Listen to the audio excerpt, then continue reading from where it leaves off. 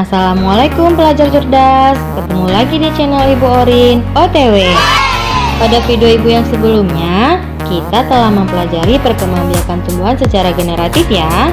Selain berkembangbiak secara generatif, tumbuhan juga bisa berkembangbiak secara vegetatif. Hari ini kita akan belajar perkembangbiakan tumbuhan secara vegetatif.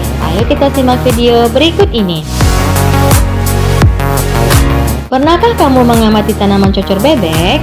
Apakah Nana Ibu tahu bagaimana proses perkembangbiakan pada cocor bebek? Untuk mengetahui jawabannya, ayo kita cari tahu bersama.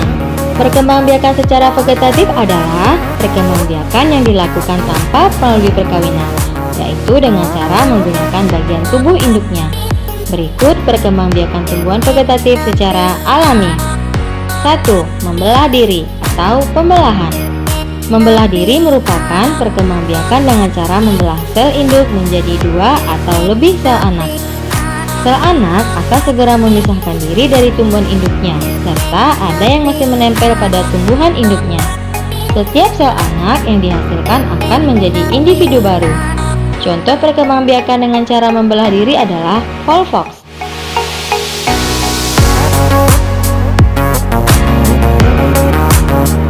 2. Umbi lapis.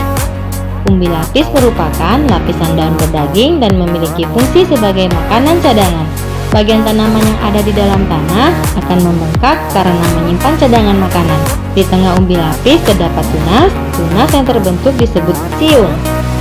Siung yang dipelihara akan menghasilkan umbi baru yang lebih banyak. Pada bagian atas umbi akan tumbuh daun dan bagian bawah akan tumbuh akar serabut yang membentuk cakram. Dan tunas akan tumbuh di antara daun dan cakram. Contoh perkembangbiakan dengan cara umbi lapis adalah bawang merah, bawang putih, bunga tulip, dan bakung. 3. Umbi akar. Umbi akar merupakan bagian akar yang membesar karena berfungsi sebagai tempat cadangan makanan. Jika umbi akar ditanam bersama dengan pangkal batangnya, maka pada pangkal batang tersebut akan tumbuh tunas. Tunas tersebut merupakan tumbuhan baru. Contoh perkembangbiakan dengan cara umbi akar adalah dahlia, wortel, lobak, dan singkong. 4. Umbi batang. Umbi batang adalah batang yang tumbuh di dalam tanah dan ujung batangnya akan menggembung dan membentuk umbi. Umbi tersebut digunakan sebagai tempat penyimpanan cadangan makanan yang mengandung karbohidrat. Jika umbi ditanam, tunas dapat tumbuh dan menjadi tanaman baru. Contoh perkembangbiakan secara umbi batang adalah ubi jalar dan kentang. 5. Geragi atau stolon. Geragi adalah batang yang tumbuh dan menjalar di permukaan tanah. Pada ruas-ruas batang terdapat akar yang akan tumbuh menjadi tunas baru. Tunas baru terbentuk tidak tergantung pada induknya. Geragi dapat tumbuh di atas maupun di dalam tanah.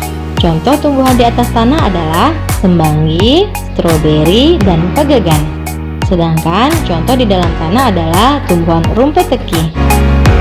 6. Tunas. Tunas adalah kuncup yang tumbuh pada ujung batang atau ketiak daun. Tumbuhan dapat dikatakan berkembangbiak dengan cara tunas apabila tunas dari tumbuhan induk menjadi tumbuhan baru. Contoh perkembangbiakan secara tunas adalah bambu dan pisang. 7. Tunas daun. Tunas daun disebut juga tunas adventif. Pada tepi daun terdapat tunas yang dapat tumbuh apabila diletakkan di tanah gembur.